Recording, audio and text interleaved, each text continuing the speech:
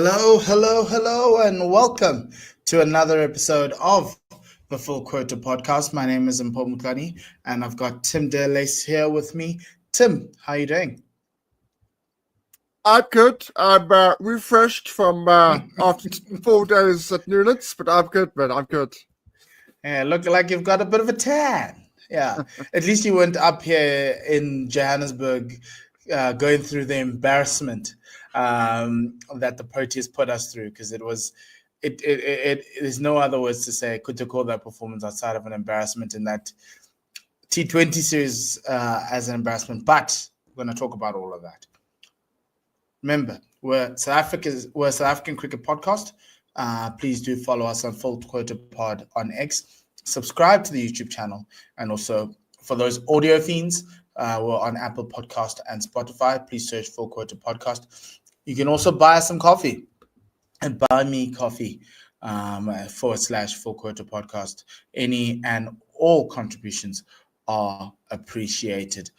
Just to keep us going, because we watch domestic games. Tim was at Newlands, I was at the Wanderers, and we try and cover as many games as possible and in the domestic season, and we try and make sure that you are informed as to what's going on in the domestic game in South Africa, as well as give you our thoughts and views on the national teams, and that's what we're going to do now.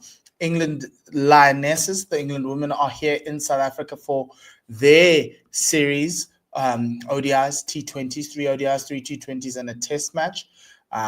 They are in South Africa. That's going to start towards the beginning of next week.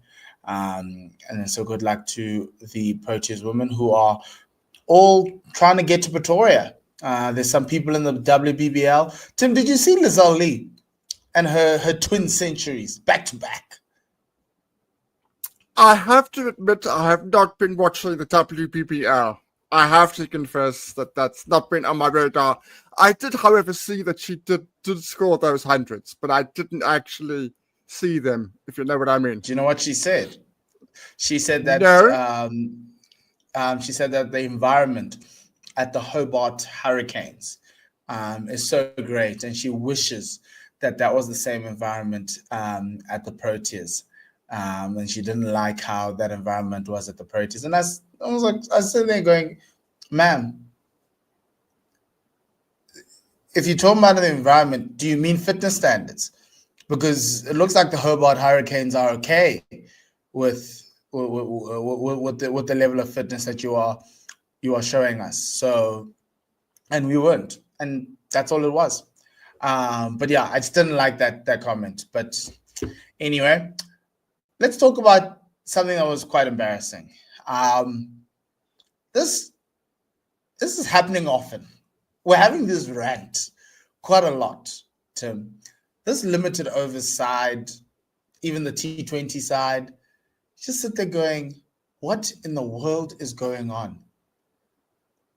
Being embarrassed by India in such a manner, even if we were, giving people a chance, opening up the pool of players. I have no words for Friday's performance. I think Wednesday at Centurion, the Proteas did try, but we could see that there's a gulf. And to a certain extent, the players that were playing there, even though you could say maybe it was a B team for a Proteas side, they're close to playing in the starting 11. Rob Walters is not covering himself in glory. Hasn't won a bilateral series since he became coach. And I don't know what to do with him. I don't know what Enoch and must do with him. But all I saw in this entire series was a team that is stuck in the past and isn't willing to be able to move forward with the way T20 is going. India have found a way to consistently score 200. They scored 3 200 plus scores in 4 games. They had 2 guys who scored centuries, Samson and Varma. And I sit there going, I get our bowling was bad. I get our bowling was horrible. But I look to to the batters this series. And sadly, I don't think we've got the guys who can ever do this, who can ever score hundreds like this. India have scored 9 scores above 200 this year. In a calendar year, they scored 9 out of 25 games, 26 games. That's ridiculous. Their strike rate of their top 5 is 135 average. These guys are scoring at this historic levels. And all it just showed us how far the world was. The sad part about it is some of these guys who scored hundreds for India won't be starting for them. That's the scary part about this series loss, is that we weren't even, there was no Rohit, there was no Virat, there was no Bumrah, no Jadeja, and we're getting shown flames. And so I'll say this. Remember, there was a press conference before the World Cup where Rob was asked about the IPL scores and the teams consistently scoring above 200 and doing all of these things. And he was like, no, man, it's domestic cricket. It's franchise cricket. That's not going to happen at international level. All over the last 6 months, India have proven that it happens at international level. And that the World Cup final, that run we had at the World Cup to get to the final, was more fluky than actually honest. You know, I think if we were on the other side of the draw, we'd be out early in the tournament. Because I look at Australia trying to play a similar game. And I look at the West Indies, and that's what the West Indies were trying to do, even though they were slightly inconsistent. Are we too conservative, Tim?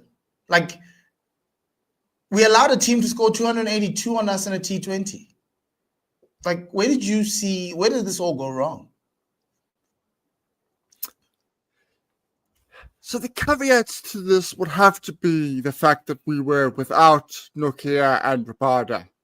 I've said previously that this is not Rabada's best format, but just those names on a team list, they put fear in the opposition before you've even played a single ball. Rabada and Nokia, for different reasons, put fear in the opposition before you've even played. So we were without those two players who have got very good T20 records. But if I'm looking at this series alone, I don't know what direction Rob's taking this team.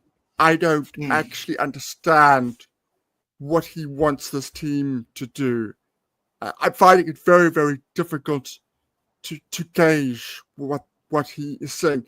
It seems to me that he says, Marco and Klaasen, if you come off, and Miller, if you guys come off, and Stubbs, those 4, Marco Jansen, Tristan Stubbs, Henrik Klaasen, if they come off, we could beat any team on the day. And that's true. We can beat any team on the day. The problem with this team in its current form is we're not going to get consistency. That's an issue. And that's an issue for me. Look, if we go on to win the next World Cup, which is less than 18 months away, then all of this will be forgotten. That's absolutely true. And to a large extent, T20 series do tend to pass me by. However, the manner in the loss in this particular series should send alarm bells. It should send alarm bells at where this team is going. And it is worrying. I'd also ask, in terms of team selection, I think in terms of team selection, Rob got it horribly wrong within the series. I said previously, you saw what Simalani and Peter had done. They had passed the auditions for me in terms of this setup, in terms of international cricket. They've done what they needed to do. They came relatively unscathed early on in the first couple of games.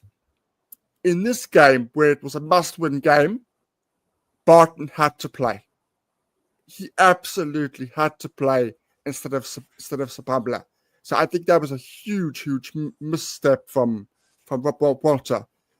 So as I say, in general, they passed me by. but in the manner of the loss should be a huge, huge concern.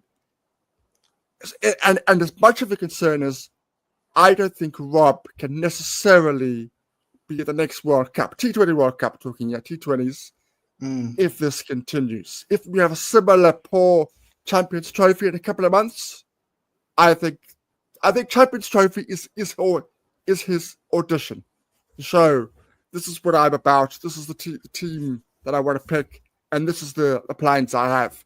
I think if he has a poor Champions Trophy, I think his job's going to be in danger. Yeah, and so Tim, I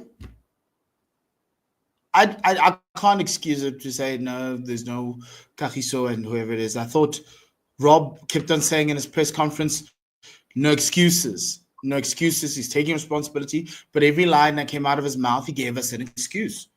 He told us, no, he was giving other people a chance. He told us that, no, when you concede 280, it's either you start well or you don't win. Well, Rob, thank you very much, Captain. Obvious, like that's what happens, right? He protected his batters. So Tim, for me, I look at this and I'm like, there's no way that top six in its current form can score 200 consistently. There's no way. I think we're picking on names, but they're not as, if I look at the way Samson and Tilak Varma and Abhishek were so aggressive, and Sky, and you just said, Tim, that we're reliant on that middle to lower order to get to blow teams out the water. Why must we? Why can't we be as aggressive as them from day one, from ball one? Like, I sat there going, you are watching this thing unfold before your eyes for 4 games. And you're going to come and you can't tell me that you can replicate what they're doing. Even at Centurion, we had to get Marco Janssen and Klaassen to get us over the line. We shouldn't be reliant on them. Your top 3 should be striking at 135, but they're currently in the worst form of their lives. Rees is in horrible form. Ryan's trying to find his feet. And Aiden, people are busy defending him on social media. Aiden has been off form for over a year now. An entire year of T20 cricket. But yet, we're rolling out the same guys. Trying to do the same things. We're trying to play this concern. It feels like I'm still in Mark Boucher era. That's the scary part about this. I feel like we've got a new coach, but we're still staying in, if it's 160 boys, we're in the game, which what happened in Quebec and we won. But Australia, India, Pakistan possibly are looking to score 200 plus. Here's the thing that scared me the most. On our worst pitch, okay, not our worst pitch, but our slowest and lowest pitch, that's Durban. T20s in Durban average around 140, 150 is a winning score. India put down 202. What did we do? And so I look at what India's doing and I'm saying the world's moving forward. By the time we get to the Champions Trophy, we most likely will be surprised by the way this thing is going. Champions Trophy, I have no faith. I have zero faith that even if you bring back the Kagisos and the Anukhnokias into this 15 and say this is our best 15, that's not going to happen, that we won't get an embarrassment. A team's going to put 400 on us. Probably even 450. What's going to be our response? And I think in ODIs, maybe we'll have a response. But the way this team is going, the way this team is bowling, batting, fielding,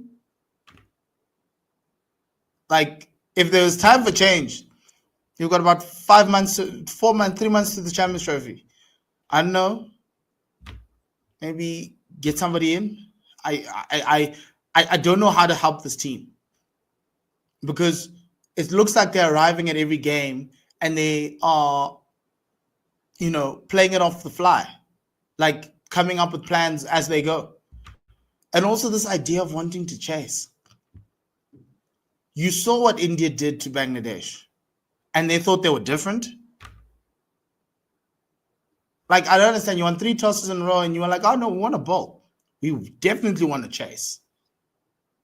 And by the time the game hits 20 overs, Tim, we're out of the game.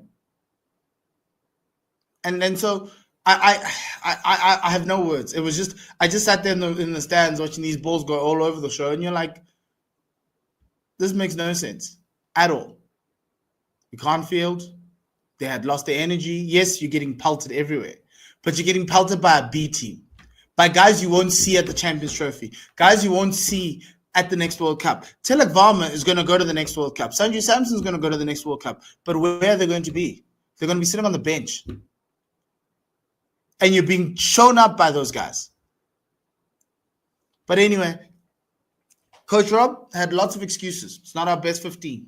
Not this, not this. India didn't have their best 15. And they still beat you. There wasn't even Bumrah. Remember in the World Cup final? We were worried about Bumrah. Well, this time, Arshdeep Singh was the guy we needed to be worried about. We couldn't even play Ravi Bishnoi. And here's the other thing. This thing of not playing 2 spinners just because you're in South Africa needs to stop. It shows that you lack thinking. You lack thinking out the box. You lack thinking on your feet.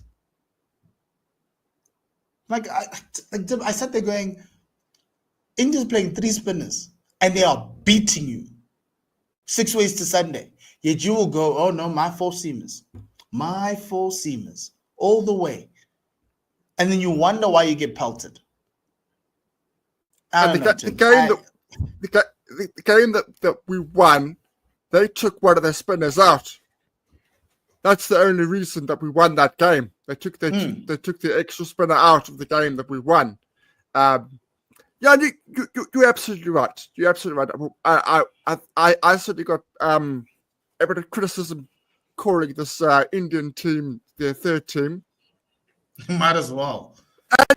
And technically, yes, technically they're right. But you've got, I don't know how many, 36 players in Australia. 36 players. Not all of them are T20s, but you still got around about 36 players in Australia. Indian first team and the Indian A team, both in Australia. No Bumrah.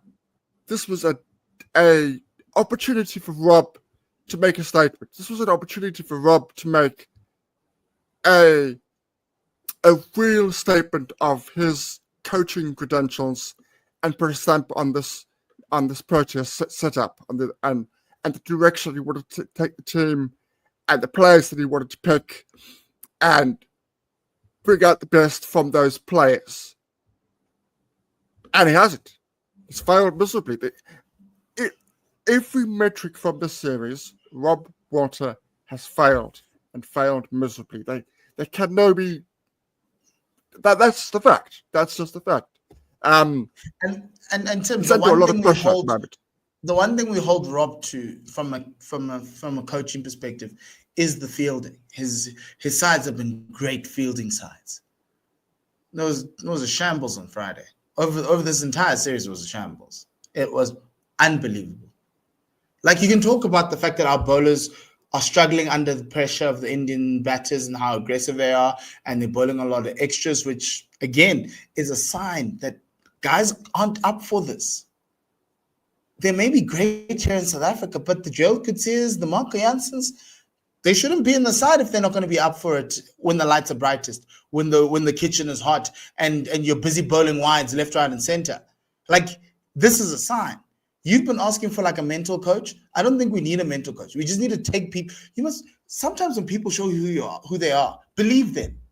When they show you who they are, believe them. I know who Aiden Markram is. Everyone else is just deluded by the fact that he can hit a cover drive really well, but he's not going to add you much. He'll give you scores once in a while, but if that's okay, if that's what you want, that's okay. Teams are asking for consistency. But when the lights are brightest, he is gone. Marco Janssen, another bowler. Gerald Kutsia, another one. I know pace is pace, but the lights were brightest. And what happened? 5 wides, no over, he went for 20. Andile Simalani, same thing. But you got to give him a chance because you gave everyone else a chance, right? And they show you, and for me, that's my issue. I sit there going, this team's carrying passengers. It's what it is. And then from a fielding perspective, when you're supposed to be, that's something you can control. You're dropping catches. Balls are coming out of the sky. You guys are not talking to each other. You're just letting the ball bounce in between you. No effort, nothing. Can't control the controllables. That's a bad mark of coaching. It's either they're not listening to you, they're not listening to your bowling plans, or whatever the bowling plans were. But between the coach and the captain, something went fundamentally wrong, because whatever game plan they put out got blown out the water in over 5. Because by over 5, India were already about like 80. Like, it was unbelievable. But anyway, Tim, I've never been embarrassed like this in my life. I'm just happy the T20s are not my priority. So obviously I'm disappointed, but in the bigger picture, if we're doing better in the other formats, then I'm okay. Then I'm okay. Tim, there was another excuse. They're like, no, we're resting the bowlers because the test team needs players. We're trying to go for the World Test Championship. I was like, rubbish. For 6 months, you're resting Joe Kitsia and Marco Jansen. They had to bowl sometime. If they weren't good enough, don't pick them. If you thought they weren't good enough, because we saw that, you would have told Anuk Nokia not to sign whatever contract you wanted to sign, because you needed him. Like, I'm okay with Anuk not playing tests, but where is he now? Why can't he play in this series? Oh no, there's too much cricket in the world. Oh no, franchise cricket is making us weaker. Franchise cricket is the reason why we conceded 280 runs. No, it's not. You don't know how to manage your players. You don't know how to manage your resources. And part of coaching is that. Managing players, managing resources, making sure whatever plans you come up with come out there. We've been bowling too many wides and extras from the first game in Durban. But no one's talking about that discipline. But I can tell you what it is. Guys just don't have BMT. That's it. We must agree that in limited overs cricket, our country does not have players of BMT. And we need to go look for players who do have BMT. When the lights are brightest, we want guys to step up. Tilak Varma, a kid who was so far away from the Indian team, has scored 200s. Nobody knew him when he came here. But now everyone's talking about it. He had to put down runs to make it into that Indian side, to at least give some pressure to Virat Kohli, and he did. Sanju Samson, in and out of the team, always the extra man. Look at what he did when he was standing in Rohit Sharma's position. 200s. He scored another one earlier this year. India have 23 hundreds this year. No. Is it? Yeah. And the next number's, no, wait. Whatever stat it was, but it's a lot. Anyway. Enough about India. Enough about this team, Tim. Last words on this, and then we move. No, I can't add anymore. It's just back to the drawing board for Rob. He's got to change things. I think a couple of months ago I said drastic changes after the last T20 World Cup. I think he needs to make those drastic changes now. So those seasoned professionals, guys that have been around a long time, it's time to call it. Time to say thanks very much and move on.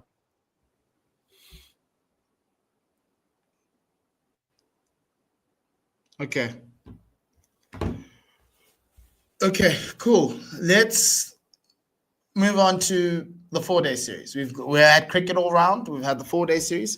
So let's talk about some games that actually make us happy. But I don't know how happy teams will be, because there were a lot of draws in Division 1, Tim. A whole lot of draws. So let's do this. Okay. The Titans played the Dolphins on last week Tuesday in Durban. It was wildly entertaining and a bad omen for us going forward when the Proteas are going to go play there. But anyway, this is what happened. Day 1, rained out. Day 2, they got play. Day 3 had bad light being called at 9:30. And somehow they managed to get to day 4. But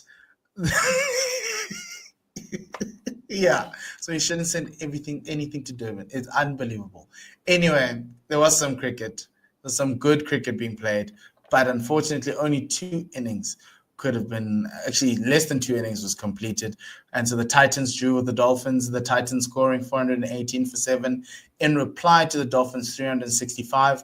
Divo Brevis scoring 159 for 172.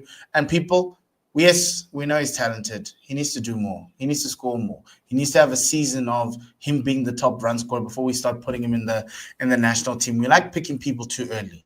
But he was in Bangladesh walking around as a thingy. But hey, we like the 159. Andile Petlugaya putting up his hand. Another half century there, 63 of 87. He's enjoying being in Pretoria. Joshua van Heerden, opener, 52 of 112.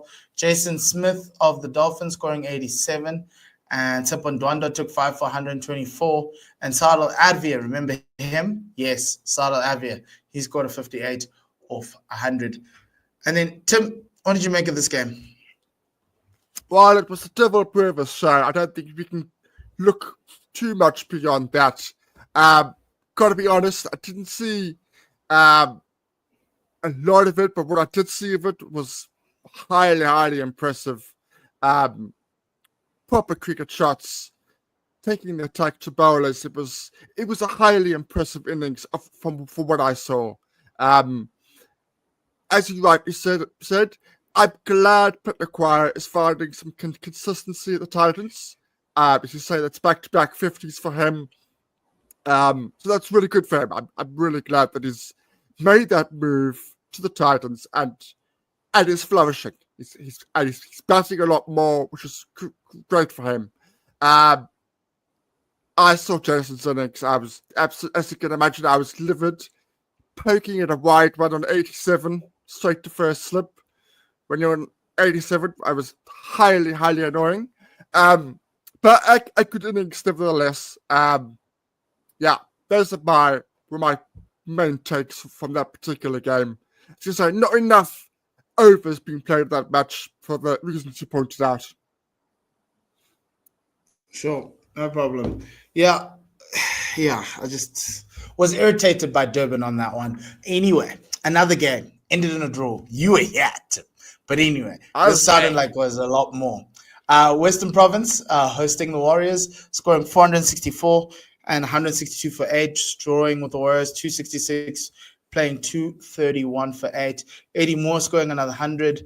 Bear Swanepoel with 65 for 108. George Linder with 152. That was an incredible innings.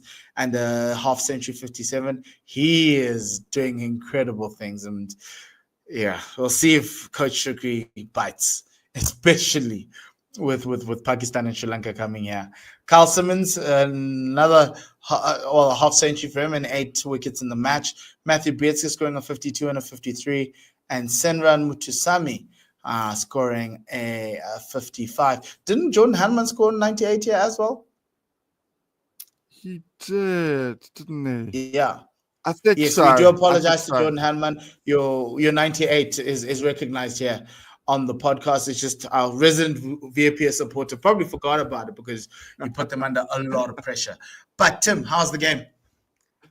Okay, so this was an absolutely wild game. Great game, cricket, to be fair. Province were 33 for 5 on day one. 33 for 5. Tuan Olafia and Bear Swanepoel were bowling, getting the ball to move all over the place. Province were really, really struggling under the pump. And then, so just before then, so the second ball of the day, Eddie Moore was dropped by Kashile. Simple catch. Or actually, it was a simple catch for first slip, which Kashile dived for. Second ball of the day, Eddie Moore dropped on naught, makes 127. It could have been a very different game for the Warriors if that had been caught. And then from the 33 for 5 moment, there were subsequently another 4 drop catches. George Linder was dropped twice on his way to 150. And there was a couple of others, simple catches. So it was a real horror show in the field for the Warriors. And then it really really got going. The partnership of Linda and Simmons was fantastic. They took the top catches and they took advantage of it. They put the pressure on, and then you saw a Warriors attack coming back for third, fourth, fifth spells and really struggling. Pitch getting a little bit flatter, and the bowlers really struggled. Muthusamy, this is is struggling on the domestic front in the bowling fronts. He's really having a tough time now. I think his average was over 40 over the last 3 seasons. That was a fantastic game. Then towards the end of that innings, Warriors opening batsman Division Pillay broke his collarbone, so he couldn't bat. So both innings, Warriors had 9 batsmen, and they had to battle out for a draw. And somehow, I don't know how they managed to get a draw in the end, because on T, it looked very much like the Province were on a roll. Simmons they were finding Simmons very, very difficult. I will obviously at the end get to my teams. Kashile made up for his errors in keeping. I didn't think he had a good game keeping in general. I thought he was pretty average. But both his innings went a long way in securing the draw for the Warriors. He got 34 and 36 not out, both off 100 and 172 deliveries. So accumulating a long time at the crease. With particularly that second innings, without that innings, Warriors would not have got the draw, even with Jordan Haman batting as well as he did. So a game had everything, except the result. It actually needed a result one way or the other. But it was a great game of cricket. It's good to see Sheila taking us back to days when Test cricket used to be Test cricket, so we applaud him for that. In a world where everyone wants to increase their strike rate, it's good to see that some traditions haven't been taken away from the beautiful game. Okay, last one.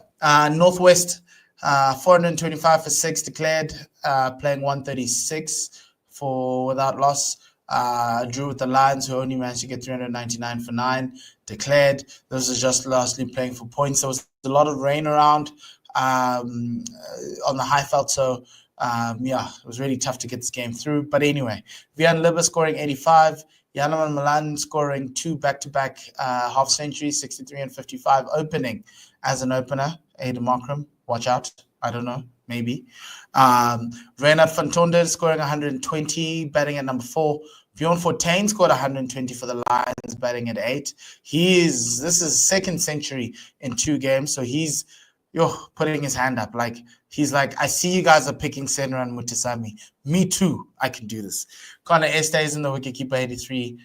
Ruan Swat, 5 for 67. There were other notable half centuries in this game, but because so many people were scoring runs in this game and no one's taking wickets, we can't do much here. But yeah, a just disappointing draw there for both teams, and that's the Northwest third draw, Tim, this season. So yeah, they're not going to be happy with that. I think I'm right. I think the Lions were 160 for 6 in the innings they made ever. They made nearly 400. So they had the Lions on the ropes. We've seen this the last couple of seasons. Lions on the ropes, Fortuin to the rescue. He's becoming a domestic king with the bat. He's the only guy at the moment who scored 2 centuries in the 4-day series. Yeah. And as I say again, Coach Shukri, are you watching? We once took Bangladesh out with 2 spinners. Could we do it again? I don't know. They are similar. Kesh and Bjorn are similar, but someone actually has runs in him. That's the interesting part. But hey, anyway, I'm not asking for Kesh to be dropped. Don't aggregate me. I'm just saying, someone's scoring runs, and gritty runs at that. It's not like it's pretty boy runs. It's actually hard runs, and he's been very instrumental to getting the Lions at least over the line somehow. Okay, Division 2, we only had 2 games. One that gave us a interesting situation. Tim, do you know what was going on with the Tuskers in the 93 for 8? Was it a Faf du Plessis fortuitous declaration because you still wanted the hard wicket to try and take wickets? So I saw a little bit of it. I didn't see a dodgy pitch. I've got to be honest. I saw very poor shot making, lots of playing at the fifth stump, poking at deliveries. I didn't see a wicket that was doing a lot. I've got to be honest. I found that whole scoreline very, very peculiar because particularly what they did at the second innings. They made 475 at the second innings. So yeah, I find it very strange. Very, very strange indeed. Cool. Let's go through that. So the Tuskers went to Oudtshoorn to play the Badgers. The Badgers declared on a 93 for 8, and they scored 475 in their second innings. The Tuskers scored 441 in the first innings, and needing 128 to win the game, and they got 128 with 6 wickets to spare, so they won by 6 wickets. Cameron Shackleton, 117. Ben Compton, remember him? We interviewed him. He scored 74 runs. Kagiso Rapulana scoring 98. Yassine Vali, 75. George van Heerden for the Badgers scoring 174. And Luke Beaufort also for the Badgers scoring 167. Good to see some of the youngsters in the runs. Tim, outside of that, lots of names scoring very nice runs. How was the game and a massive win for the Tuskers? I tell you what, it's very difficult to gauge what's going on because the Division 2's got no commentary. But there was a very good piece of camera work, I must say. I don't know who it was, but credit to him. He went to, when the Tuskers were at the field, he went to the boundary where Ahmed Amla was several times. And every single time, Ahmed Amla is telling the field of the boundary, do this, do that. When this comes on, we need to bowl here. You can see there's a message going out. There's proactiveness from Ahmed Amla of what to do to get the win. He's not sitting in the bunker, chilling with his team and put his feet up. He's being proactive, trying to force the result, get the win. So I think that you've got to give Ahmed Amla a heck of a lot of credit for what they're doing.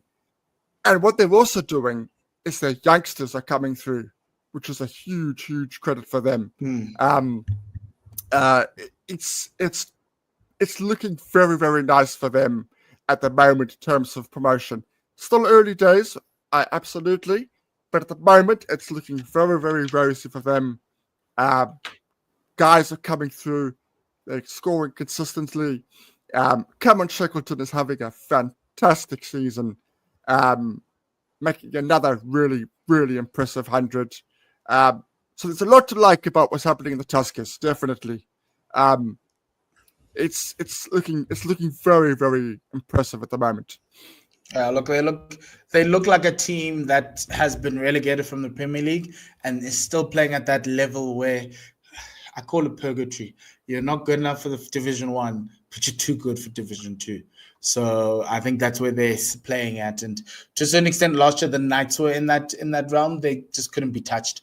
And the Tuskers are one team. Obviously, the Easterns got the full points for finishing first in the T20 Challenge, even though the Tuskers are the champions. So good to see the Tuskers pushing in and putting through the form from the T20 into the 4-day.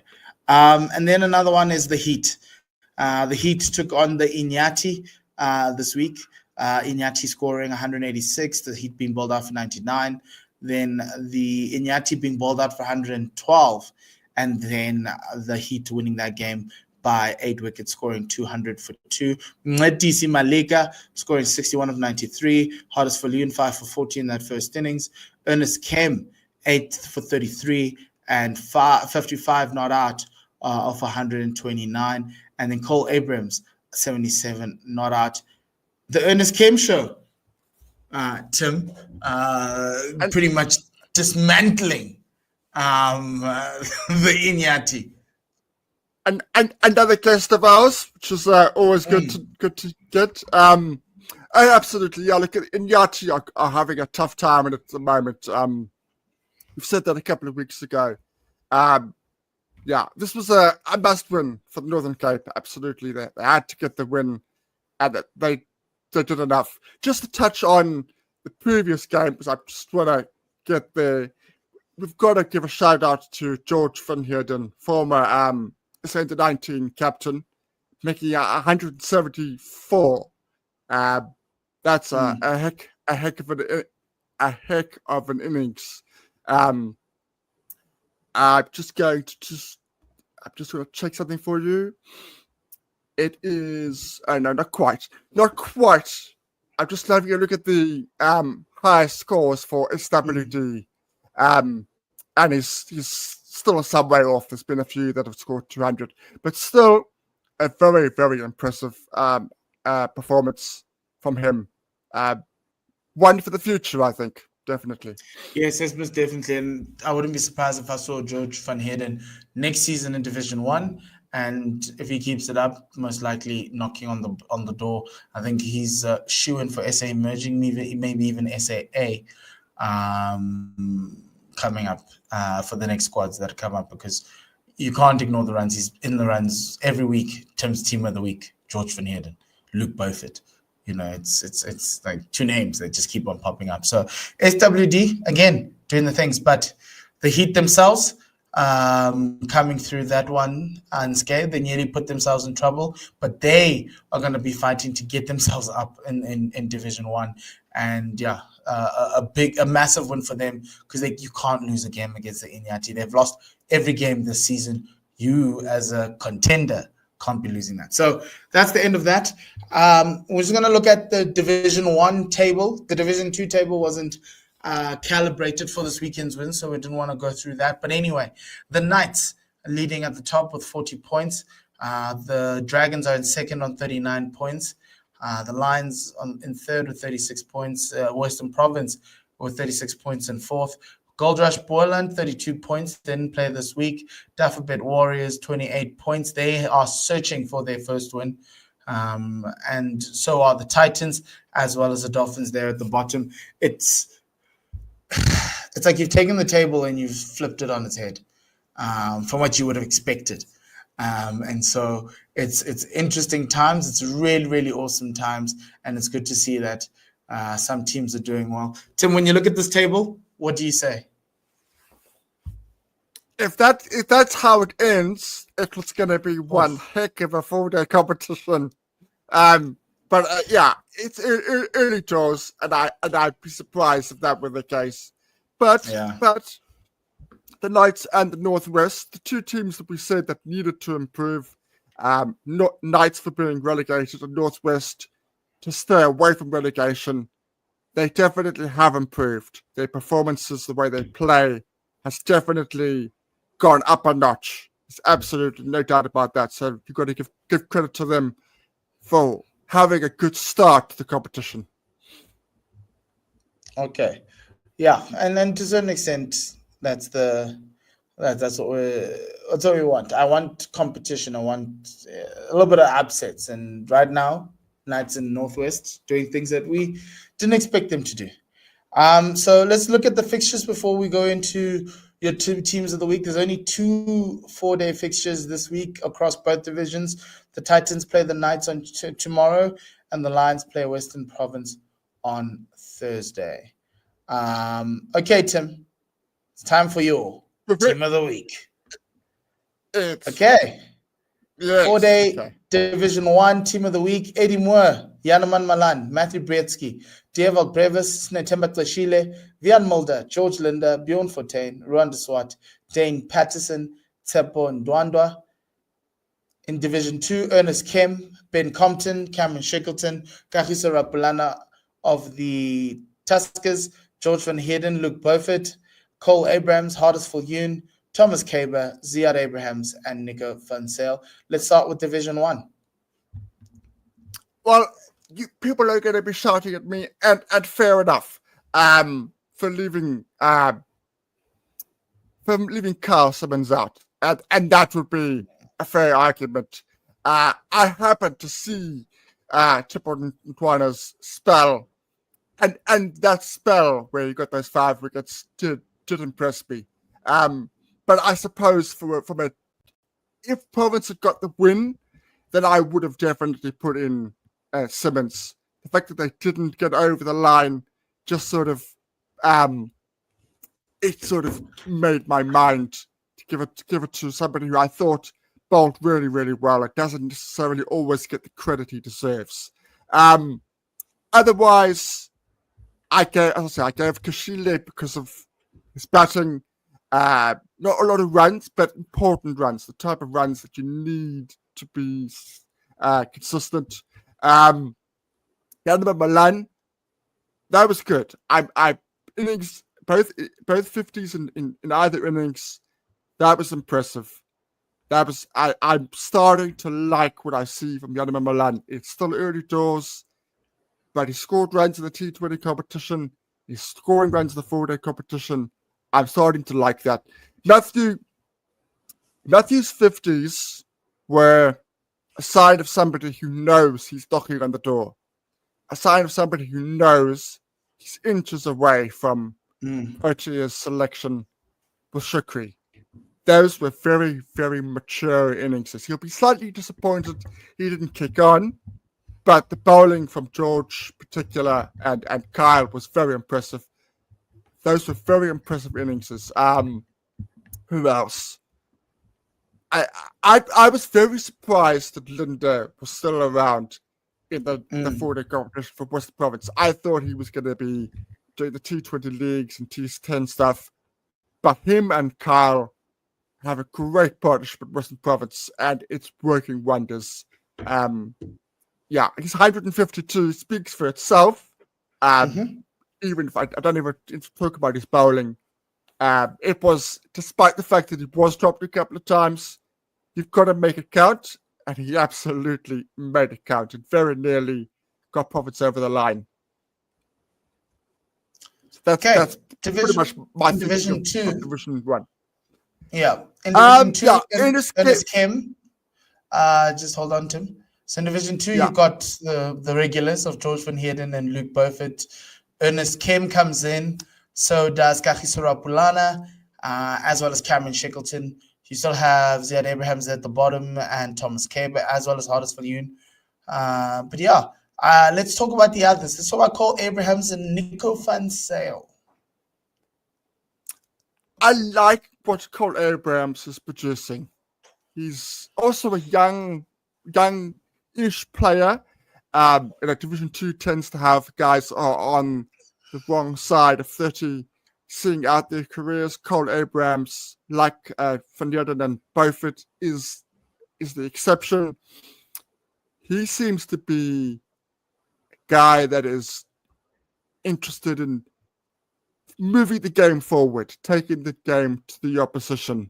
And I like that. You need to be doing that in Division 2. You need to be doing the talking for the game. You need to be progressing the fixture. If you want to get out of Division 2, progress the game.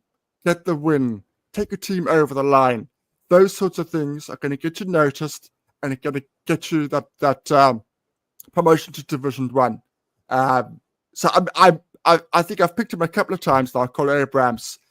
I'm very, very impressed with his performances so far. And Nico, I've always liked Nico for the last couple of years. Doesn't always get the credit he deserves because he's playing for a team that struggles. But he's doing really well despite the fact that his team is struggling.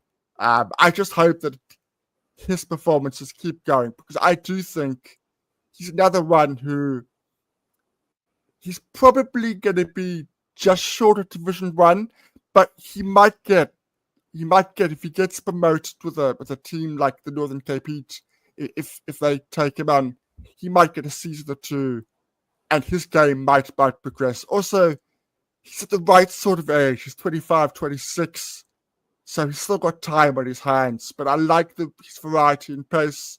I like that he's quicker than you think. He rushes batsmen. without being rapid, noticeably rapid. I like what he's doing. He's quietly getting about his job, even though his team are at the moment struggling very, very much.